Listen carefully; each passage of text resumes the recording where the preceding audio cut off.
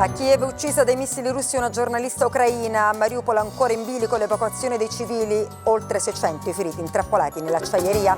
Le prime 48 ore di guerra che hanno cambiato la storia, Zelensky al Time, così i russi hanno tentato di rapirmi.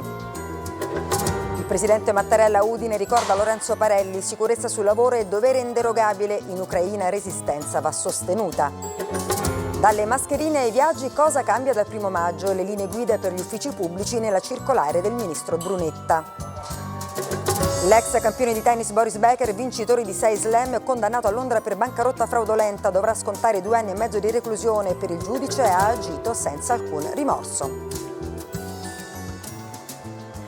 Buonasera a tutti voi dal TG1. L'attacco missilistico su Kiev come uno schiaffo alla comunità internazionale e ai suoi valori. Così il presidente Zelensky dopo il bombardamento di ieri sera in un quartiere residenziale della capitale, mentre era ancora in corso la visita del segretario delle Nazioni Unite Guterres. Ma tra le macerie anche il corpo di una nota giornalista investigativa, ed anche oggi a Mariupol rimane appesa ad un filo di speranza la sorte dei civili in attesa di un corridoio umanitario dall'impianto di Azovstal. Allora andiamo in diretta dall'inviata della RAI, Emma Farnè.